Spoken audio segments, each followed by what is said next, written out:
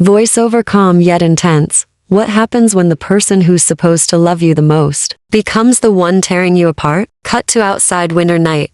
Tears, car door slamming. Then, cut to morning black Rolls Royce parked across the driveway. Man in coat leaning against it, smirk on his face. Voiceover continues. This is not just a story about family betrayal. It's about power, about standing up, and about what happens when someone finally says, "No more," shouted, holding up her phone. The dining room was glowing under the warm chandelier light, the table packed with food, candles flickering, and everyone sitting shoulder to shoulder. But no one was looking at me with love. It was my birthday, yet I felt like a stranger in my own family's home. Before we begin, drop a comment and tell us where you're from and from which city you're watching our videos. And after watching the whole video, don't forget to tell us what you would do in the situation. Be honest, tell me in the comments below. We read every comment. Let's begin. I stood there holding the knife over the cake they'd bought. A small lopsided thing pushed to the side like it was an afterthought when my mother's voice cut through the chatter. "Well, don't get too excited," she said loudly enough for every aunt, uncle, and cousin to hear. "You're not getting a gift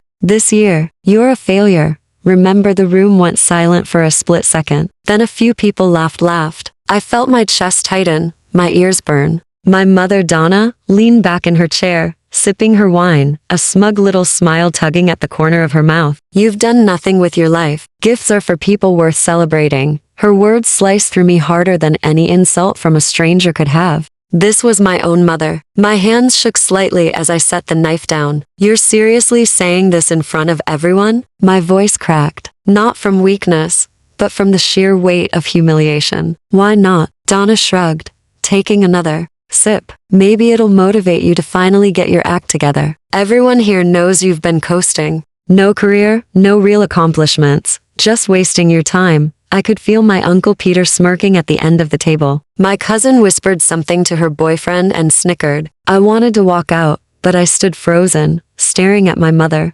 trying to process how she could be so effortlessly cruel. "Mom," I said slowly, "you don't know the first thing about my life right now." "Oh please," she scoffed. "Don't act like you're secretly building some empire. You've got nothing, and everyone here knows it. You should be grateful I even invited you tonight." Something inside me snapped, not in anger, but in clarity. I looked at each person at that table, memorizing their faces, their smirks, their whispers. If they wanted to believe I was nothing, fine. I cut a single slice of cake, set it on a plate, and slid it across the table. "Enjoy," I said quietly. Without another word, I turned and walked out. No one followed me. Outside, the winter air bit into my skin. My breath fogged in the night as I reached my car, an old Honda with a dent in the fender. My fingers trembled as I unlocked it, not from the cold, but from holding back the tears that wanted to fall. By the time I got home, my husband Michael was sitting on the couch in his suit,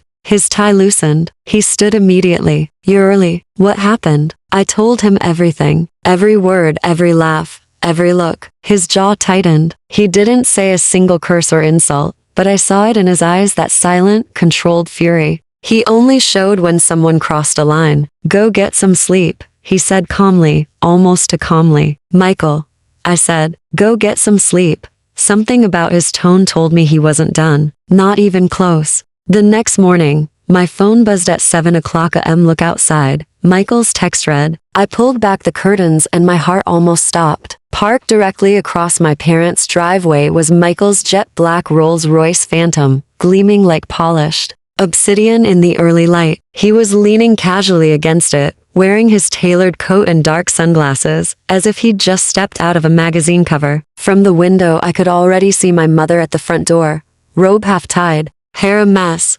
standing frozen in confusion. Michael glanced up, caught my eye, and smirked. The kind of smirk that promised this was only the beginning. The engine's low purr carried across the quiet street like a warning. Neighbors' blinds lifted. A jogger slowed, pretending to stretch, while sneaking a look at the rolls. The man in the coat, the woman stepping out of the front door in a robe she usually reserved for Christmas photos. Donna stopped on the porch and pinned her gaze on Michael as if she could peel him back with a look. "You can't park there," she snapped. "You're blocking our driveway."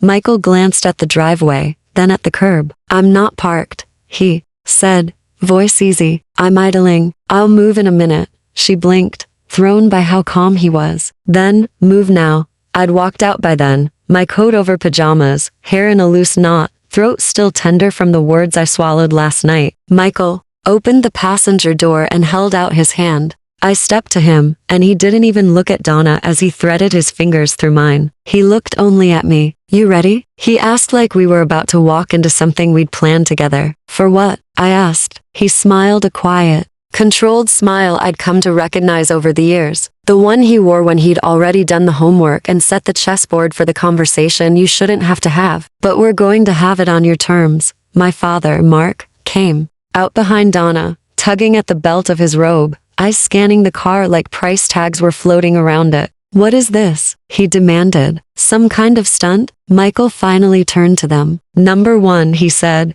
this is respect. It's also clarity. Donna scoffed. Respect? You showed up at dawn to brag about a car. Bragging? Michael said evenly. Is what you did last night. You held court and humiliated your daughter on her birthday. I'm here to make sure that never happens again. Her laugh was sharp and short. Oh, please. She's sensitive. She always has been. Sensitive, I said, my voice surprising me with its steadiness, is not the same as being treated like trash by your own mother. Donna's face twitched, one of those small involuntary flashes of real emotion that slips free when you're certain you're still wearing the mask. Watch your tone. Michael's hand squeezed mine before I could answer. She's going to speak however she needs to, he said, and you're going to listen for once. The front door creaked and my sister Brianna slid out, phone already up. This is wild, she whispered to no one, angling for the best shot. The comments are going to eat this up. Michael looked at her like she was a child holding scissors.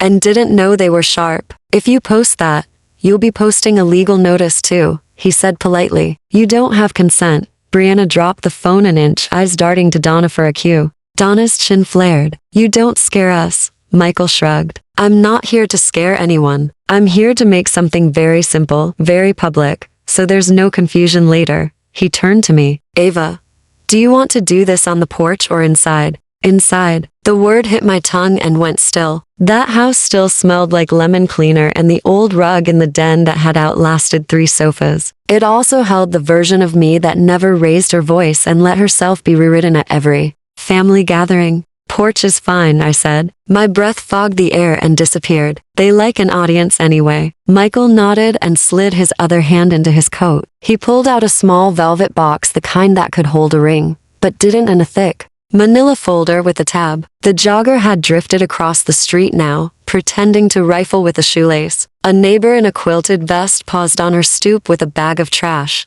Our family was a show, and the block had front row seats. Donna's attention flicked to the velvet box. There it is, she said, mouth twisting, flaunting money. This, Michael said, lifting the box, is a gift for my wife that she didn't need to earn, justify, or beg for. It's a symbol, something to wear until the sound of the word failure washes out of her bones. He opened it. A delicate gold chain rested inside, a small disc charm catching the winter light. I don't need jewelry to feel better, I whispered to him, the words barely leaving my lips. I know. He turned the charm so it flashed toward me alone, engraved across the disc. You're not what they say. It's not for better, he said. It's for remembering.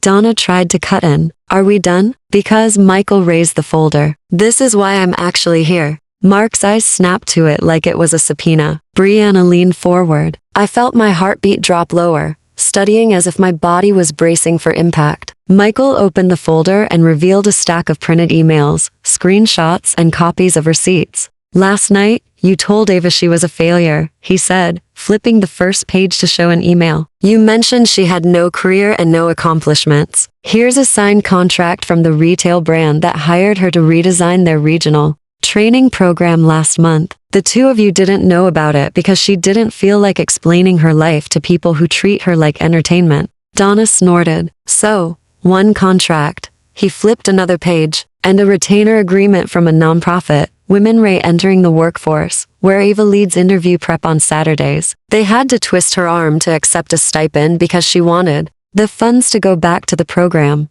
He flipped again. Here's a letter, unsolicited, inviting her to speak at a small business incubator downtown in 3 weeks. They reached out after she helped one of their fellows rewrite a pitch deck in a coffee shop. The porch boards were so quiet I could hear my own pulse in my ears. Donna's lips parted, then flattened. Brianna's phone slid back up by an inch. And this, Michael continued, placing a photocopy on the porch rail so they could see it, is a receipt for the birthday cake you bought her. At 8:46 p.m., after most of the guests had already arrived. An afterthought, he didn't look at her when he said it. He looked at me. Donna's face flushed. You went through our finances. No, Michael said. The bakery owner is a friend of mine. Small business owners talk. Mark finally spoke, low and tight. Is there a point, or are you just stacking papers to feel tall? Michael slid the papers back into the folder. The point is simple. You don't know your daughter. You didn't ask. You performed superiority for a room and you called it love. Donna's laugh cracked. And what are you?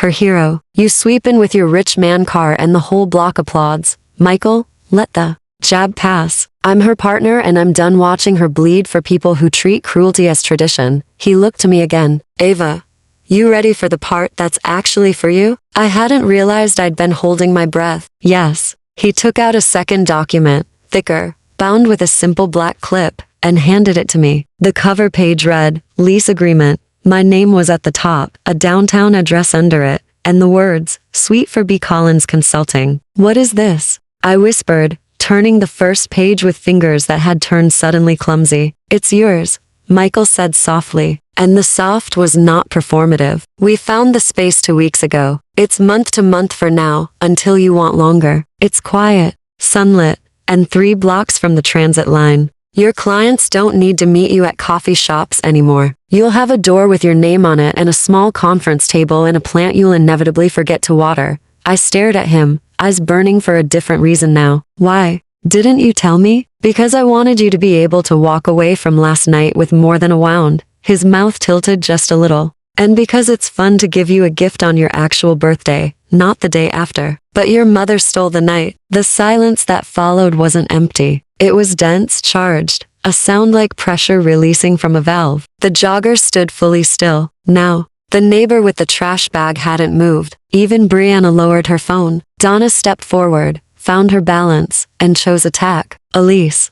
That's what this is. Throwing money at her so she can play businesswoman when she fails and she, well, you'll blame us. I closed the folder. The edge of the paper pressed a tender line across my palm. I'm not going to fail, I said. And the sentence didn't feel like something I was trying on. It fit. Save the speeches, Donna snapped. You show up at our house at dawn, block our driveway, make a scene. Michael clicked the key fob and the rolls eased back a few feet into the street, clear of the driveway, as if to disarm her favorite complaint. Scene's over, he said. We're moving on to the terms. What terms? Mark asked warily. Michael's gaze sharpened the way it does when he's about to walk through a plan line by line. Boundaries. He counted on his fingers. Not dramatic. Just meticulous. 1. No more public humiliation. Not at birthdays, dinners, reunions, holidays. If you have feedback for Ava, you give it privately and respectfully, or you keep it. Donna's laugh was a saw. You can't dictate how we talk in our own home. 2. Michael continued, untouched by the interruption. No filming her without consent. If a phone comes out to turn her into content, we leave. 3. If you use the word failure again, that's a 6-month pause on minimum. Are you out of your mind? Mark said, heat rising. We're her family. And families get boundaries or they get distance, Michael replied. Choose. Brianna rolled her eyes. This is ridiculous. I turned to her. Is it? I asked. Or is it new? Because new feels ridiculous when the old way depended on me being quiet. She opened her mouth, closed it, looked at Donna, and found no rope to grab. Donna's face smoothed into something that looked like pity if you didn't know her tells. He's changed you, she said to me as if it were a diagnosis. He's filled your head with ideas. I had ideas before I had him, I said, voice low. I just stopped sharing them with people who were eager to step on them. The sound of a truck rounded the corner. Gears, diesel, a rattle like stacks of metal. Everyone turned. A white box truck rolled up and slowed at the curb. Blue lettering on the side read, A Herorage, and moving. Donna stiffened. What is that? Michael checked his watch. On time. My stomach flipped. What did you? He nodded toward the truck. They're delivering your boxes. The ones your mother accidentally dumped at storage last fall when she didn't have space. He looked at Donna. We paid the fees and scheduled the release. It's her property. She'll decide what to keep and what to toss. The color drained from Donna's face. Those were clutter. Yearbooks are not clutter, I said, the memory hitting so hard I could feel the texture of the pages. Neither are the notebooks I kept from coaching interviews. Neither is the quilt Grandma made me. Brianna's eyes darted between us. You told me the storage unit lost the lock code, she said to Donna, confusion cracking through her snide composure. Donna didn't answer. The moving crew hopped down and started opening the back door of the truck. The metal roll-up clattered skyward and I saw boxes I recognized instantly. My handwriting slanted along the sides in thick black marker. A box labeled Ava Books slid forward. Another Ava photos. Another Ava grandma quilt. Something inside me, something small and hard that I'd wrapped into many layers broke open. Not like a dam, not violent, more like a tight knot finally loosening under warm fingers. Where do you want them? The foreman called. I looked at the porch. I looked at the street. I looked at my parents' faces. Donna's lips pinched. Marks. Eyes swimming with calculations, Brianna's uncertainty cascading. And then I looked at Michael, who was not watching the show. He was watching me. Not here, I said, voice steady. We're done storing pieces of me in a place that treats me like a visitor.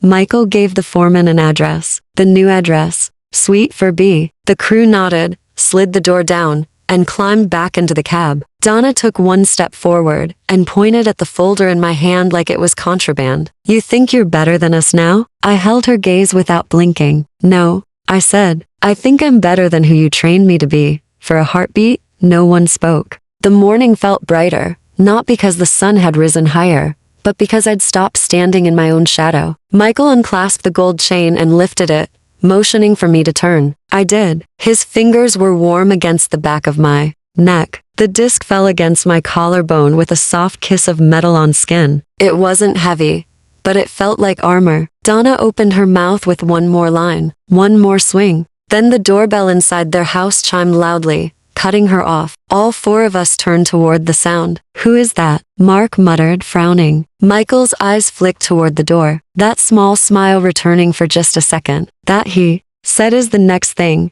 and before anyone could move, the door opened from the inside and a familiar face stepped into the foyer. Someone from last night who hadn't laughed, who'd slipped me a napkin with a phone number and a quiet, "Call me if you ever need a witness." She looked from me to my parents and back, then lifted a plain envelope with my name written across the front in a neat, careful hand. I figured I should bring this in person, she said. It's about your grandmother and a letter she left that no one seems to have mentioned. The air shifted instantly. Donna's eyes narrowed at the sight of the envelope while Mark's jaw flexed like he already knew what was inside and wished it would vanish. I stepped forward slowly. A letter from Grandma? My voice was careful, almost cautious. The woman, Mrs. Keller, Grandma's longtime neighbor, nodded. She gave it to me before she passed. Told me not to hand it over until you were ready. Her gaze flicked toward Donna, and she was very clear it was for you, Ava. Only you. Donna let out a sharp laugh. Oh, for heaven's sake.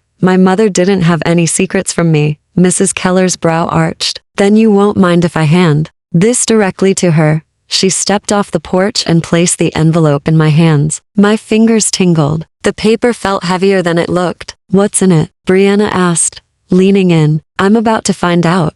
I tore the flap open, pulling out a single folded sheet of cream stationery in Grandma's familiar cursive. The smell of her lavender hand lotion hit me like a memory. I began to read aloud, my voice trembling at first, but growing steadier with each line. My dearest Ava, if you are reading this, it means you've seen enough to know your worth, and to fight for it. I have left something for you, something I could not entrust to anyone else. In my safety deposit box at Bay First Bank, you will find the deed to my lakefront cabin and a small savings account in your name. I want you to have a place where you can breathe, create, and feel loved. Do not let anyone tell you that you are undeserving. You are my pride, my joy, and my legacy. My breath caught. The cabin, the place I'd spent summers as a child, fishing, off the dock and painting in the loft. I hadn't been there in years. Donna had decided it was too much upkeep. Mark stepped forward. That cabin was supposed to be sold. We all agreed.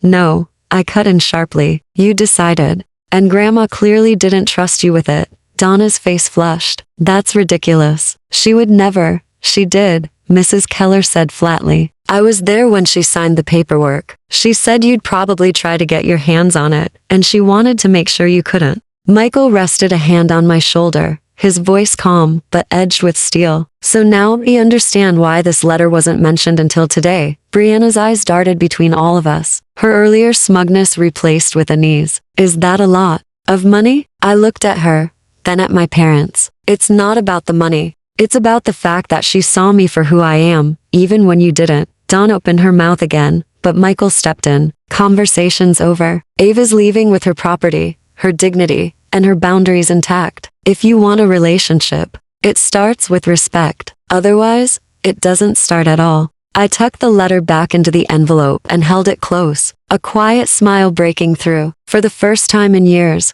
I wasn't just surviving in front of them. I was winning, and from the look on Donna's face, she knew it too. The road to the cabin felt like driving through a memory. Pine trees arched overhead, their branches swaying in the crisp winter wind. The sun broke through in shards, casting light on the winding asphalt. I kept Grandma's letter in my lap the whole way, tracing the indentations of her handwriting with my thumb. Michael drove in silence, his hand resting over mine. You ready for whatever we find? He asked quietly. I nodded, though the truth was, my heart was pounding. I want to see it before anyone else tries to take it from me. When we pulled up, my breath caught. The cabin looked almost exactly as I remembered. Weathered cedar siding, green shutters, and the old porch swing that still swayed gently in the wind. The lake behind it shimmered in the afternoon light, frozen at the edges. Inside, dust motes floated in the sunlight spilling through the windows. The air smelled faintly of cedar and Grandma's lavender soap. I touched the kitchen counter where she used to roll out biscuit dough,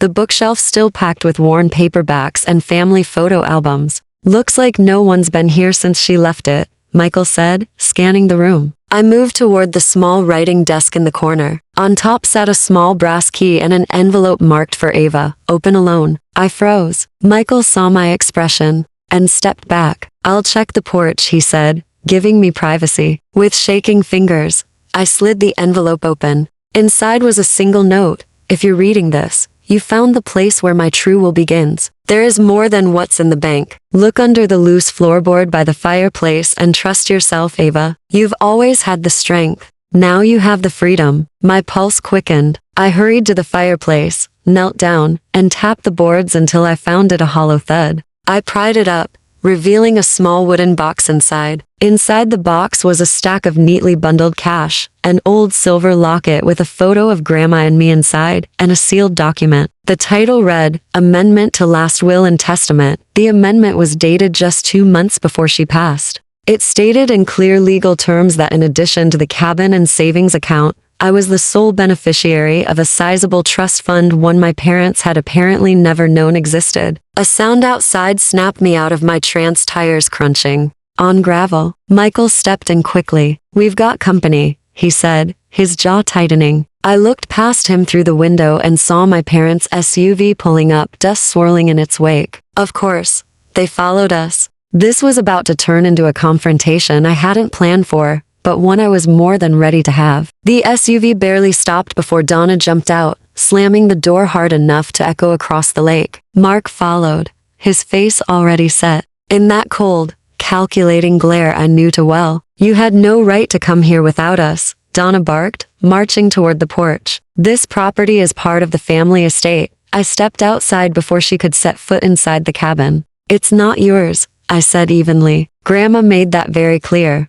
Mark held up a hand like he was the voice of reason. Ava, we just need to review the documents together. If you hand them over now, we can make sure things are fair. Fair? My voice sharpened. You mean like last night when you laughed at me in front of everyone? Or like when you stored my belongings and almost had them auctioned off? Donna folded her arms, her eyes flicking toward the box in my hand. We don't need to drag up old grievances. This is about assets, and frankly, you're not equipped to manage this place or whatever money she left you. Michael stepped forward, his tone calm but lethal. She's more than equipped, and any conversation about ownership ended the moment this document was signed. He held up the amended will, the legal seal catching the sunlight. Donna's face went pale. That's forged. Careful, Michael said quietly. False accusations about a legal document could end very badly for you. I opened the locket, showing her the tiny photo of Grandma and me. She wanted me to have a place where I could be free from you,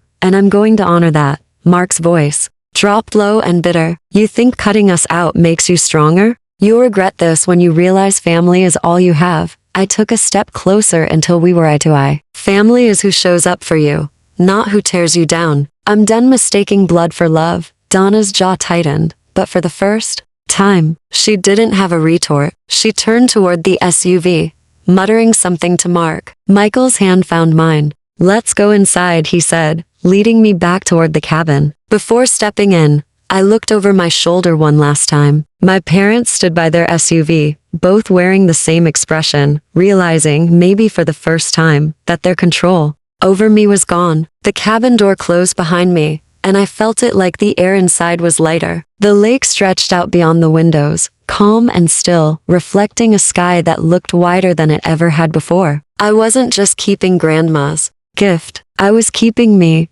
and they could never take that away.